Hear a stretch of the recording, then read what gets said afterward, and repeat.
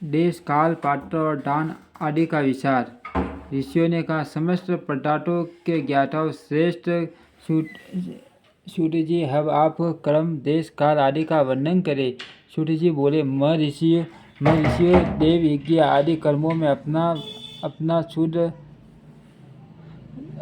शुद्ध ग्रह सम्मान फल देने वाला होता है, अर्थात अपने घर में किए हुए देव यज्ञ आदि शास्त्रोक्त फलों को समयाष्टु में देने वाले होते हैं। गौशाला डाला स्थान घर की अपेक्षा 10 गुना फल देता है। जलाशय का तट उससे भी 10 गुना महत्व रखता है तथा जहाँ बेल, तुलसी एवं पीपल वृक्ष मूल निकट हो वह स्थान हल्की टट्टी से भी 10 गुना फल देने वाला होता है। उसे भी 10 गुने महत्व का स्थान जानना चाहिए। तीर्थ भूमि तट उसे 10 गुना श्रेष्ठ है। नदी का किनारा उसे 10 गुना श्रेष्ठ है। तीर्थ टीका तट और उससे भी 10 गुना महत्व रखता है। नदियों का तीर्थ गंगा, गोदावरी, कावेरी, सिंधु, सरयू और नर्मदा, इन 7 नदियों को कहा गया। समुद्र के तट का स्थान इनसे भी 10 गुना और पर्वत के शिखर का प्रदेश समुद्र तट से सबसे अधिक महत्व का वह स्थान बताया जाता है। छठ युग में यज्ञ, दान आदि कर्म पुण्य फल देने वाले होते हैं। ऐसा जानना चाहिए कि त्रेता युग में उसका 3/4 फल मिलता है। द्वापर में सदा आधे ही फल की प्राप्ति कही गई है। कलयुग में 1/4 ही फल की प्राप्ति समझनी चाहिए और आधा कलयुग तो बीतने पर उस 1/4 ही फल में से भी एक चतुर्थांश कम हो जाता है। शुद्ध अंतम करण वाले पुरुष को शुद्ध एवं पवित्र दिन सम फल देने वाला होता है। विद्वान ब्राह्मणों सूर्य संक्रांति दिन किया हुआ सनक कर्म पूर्वाक्त सूर्य दिन की अपेक्षा 10 गुना फल देने वाला होता है। यह जानना चाहिए। उससे भी 10 गुना महत्व उस कर्म का है जो विमुष नामक योग में किया जाता है।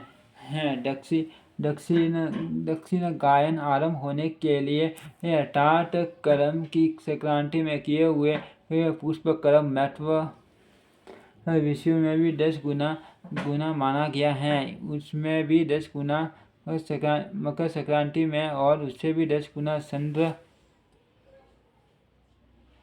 ग्रहण में किए हुए पुण्य का महत्व है। सूर्य ग्रहण समय सबसे उत्तम है। उसमें किए गए पुण्य कर्म का फल चंद्र ग्रहण से भी अधिक और पुण्य मात्रा में होता है। इस बात को विज्ञ पुरुष जानते हैं। जगत रूपी सूर्य का राहु रूपी विशेष सहयोग होता है। इसीलिए सूर्य ग्रहण का समय रोग प्रदान करने वाला अर्थ उस विषय की शांति के लिए उस समय स्नान, दान और जप करे। वह काल विषय की शांति के लिए उपयोगी होने के कारण पुण्यप्रद माना गया है। जन्म नक्षत्र के दिन तथा व्रत की पूर्ति के दिन का समय सूर्य ग्रहण के समान ही समझा जाता है। परंतु महापुरुषों का संग काल क्रोध सूर्य ग्रहण के समान पावन है। परंतु महापुरुषों के संग का काल क्रोध सूर्य ग्रहण के समान पावन है। ऐसा ज्ञानी पुरुष जानते मानते हैं। तपोनिष्ठ योगी और ज्ञानिष्ठ यति के पूजा के पात्र हैं, क्योंकि ये पापों के नाश में कारण होते हैं। जिससे 24 लाख गायत्री का जप कर लिया वह ब्राह्मण भी पूजा का उत्तम पात्र है। वह संपूर्ण फल और भोगों को देने में समर्थ है। जो पतन से त्राण करता है अर्थात नरक में गिरने से बचता है, उसके लिए इस गुणों का कारण शास्त्र में पाठक शब्द का प्रयोग होता है। वह दाता का पाठक से त्राण करने का कारण पाठक कहलाता है। गायत्री अपने गायक का पतन से त्राण करती है, इसीलिए वह गायत्री कहलाती है। जैसे इस लोक में जो धनहीन है वह दूसरों को धन नहीं देता, जो यहाँ धनवान है वही दूसरे को धन दे सकता है। उसी तरह जो स्वयं शुद्ध और पवित्र आत्मा है वही दूसरे मनुष्य का त्राण या उद्धार कर सकता है। जो गायत्री जप करके शुद्ध हो गया है वही वही शुद्ध ब्राह्मण कहलाता है। इसीलिए दान, जप, होम और पूजा सभी कर्मों के लिए वही वही वही शुद्ध पात्र है। ऐसा ब्राह्मण ही दान तथा रक्षा करने की पात्रता रखता है। स्त्री हो या पुरुष, जो जो भी भूखा हो वह वही अन्नदाता का पात्र है। जिसको जिसको जिस वस्तु की इच्छा हो उसे उस उसे वह वस्तु बिना मांगे ही दे दी जाए तो दाता उस दान का पूरा पूरा फल प्राप्त होता है। ऐसा ऋषियों की मान्यता है। जो सवाल या याचना करके बांट दिया जाता है वह दान आधा ही फल देने वाला बताया गया है। अपने सेवक को दिया हुआ दान एक चौथाई फल देने वाला होता है। विप्रो जो जाति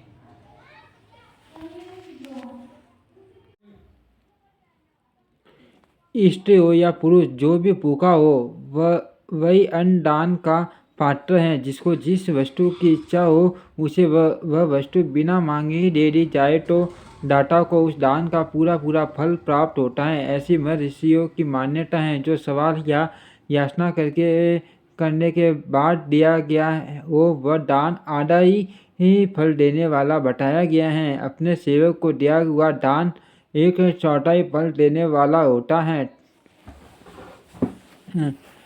विप्रोवर हो जाति मात्रा से ब्राह्मण और दीनतापूर्ण वृत्ति से जीवन बिताता है। उसे दिया हुआ धन का दान दाताओं को इस भूतल पर 10 वर्षों तक भोग प्रदान करने वाला होता है। वही दान यदि वेद वेता ब्राह्मणों को दिया जाता जाए तो वह स्वर्गलोक में देवताओं के वर्ग 10 वर्षों तक दिव्य भोग देने वाला होता है। शील और उन्हें वृत्ति से लाया हुआ और गुरु दक्षिणा में प्राप्त हुआ अन्न धन शुद्ध द्रव्य कहलाता है। उसका दान दाताओं को पुण्य फल देने वाला बताया गया है। सत्य शौर्य से कमाया हुआ, वैश्यों का व्यापार से आया हुआ और शूद्रों का सेवानिवृत्ति प्राप्त किया हुआ धन भी उत्तम द्रव्य कहलाता है। धर्म की इच्छा रखने वाली स्त्रियों को जो धन पिता एवं पति से मिला हुआ है उनके लिए वह उत्तम द्रव्य है। गौ आदि 12 वस्तुओं का क्षेत्र आदि 12 महीनों में क्रमशः दान करना चाहिए। गौ, भूमि, तिल, सुवर्ण, वस्त्र, धान्य, गुड़, चांदी, नमक, कोयला और कन्या ही वे 12 वस्तुएं इनमें गोदान कायिक, यासिक और मानसिक पापों का निवारण तथा कायिक आदि ही पुण्य कर्मों की पुष्टि होती है। ब्राह्मणों भूमि का दान, इकलोक और परलोक प्रतिष्ठा, आश्चर्य की प्राप्ति करने वाला, तिल का बलवर्धक एवं मृत्यु का निवारक होता है। सूर्य का दान जठराग्नि को बढ़ाने वाला वीर्यदायक है। घी का दान पुष्टि का होता है। वस्त्र का दान आयु की वृद्धि कराने वाला है। जानना चाहिए धान्य का दान अन्न धन की समृद्धि में होता है। गुड़ का दान मधुर भोजन की प्राप्ति कराने वाला है। चांदी के दान से वीर्य की वृद्धि होती है। लवंग का सदस्य भोजन की प्राप्ति करता है। सब प्रकार का दान समृद्धि की सिद्धि के लिए होता है। विज्ञ पुरुष कुष्मांडा दानों को पुष्टिदायक मानते हैं। कन्या का दान आजीवन देने वाला कहा गया है। ब्राह्मणों व लोक और परलोक भी संपूर्ण भोगों की प्राप्ति करने वाला है।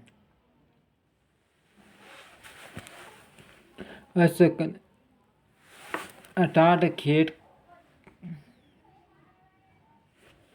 विद्वान पुरुषों को चाहिए कि जिन वस्तुओं से श्रवण आदि इंद्रियों की तृप्ति होती है उसका सदा दान करे। श्रोत आदि 10 इंद्रिय के जो शब्द आदि उस विषय हैं उनका दान किया जाए तो वे भोगों की प्राप्ति कराते हैं तथा दिशा आदि इंद्रिय देवताओं को संतुष्ट करते हैं। वेद और शास्त्रों को गुरु मुख से ग्रहण करके गुरु के उपदेश से अथवा स्वयं भी बोध प्राप्त करने के पश्चात जो बुद्धि का यह निश्चय होता है कि कर्मों का फल अवश्य मिलता है, इसी को उस कोटि की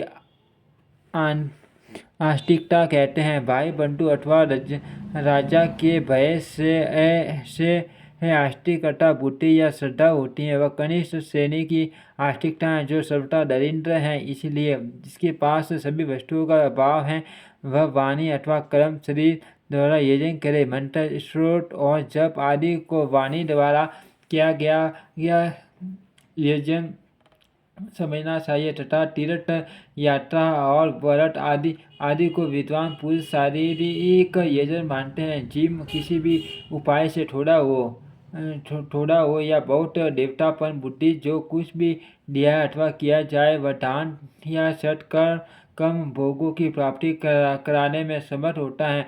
तपस्या और दान ये दो कर्म मनुष्य को सदा करने चाहिए तथा ऐसे ग्रह का दान करना चाहिए जो अपने पुण्य चंद्रमा की सफाई और गुण सुख सुविधा से सुशोभित है। वो बुद्धिमान पुरुष देवताओं की तृप्ति के लिए जो कुछ देते हैं वह अतिशय मात्रा में और सब प्रकार के भोग प्रदान करने वाला होता है। उस दान से विद्वान पुरुष एक लोक और परलोक में उत्तम जन्म और सदा सुलभ होने वाला भोग पाता है। ईश्वर पर्ण बुद्धि से यज्ञ दान आदि कर्म करके मनुष्य मोक्ष का फल भागी होता है।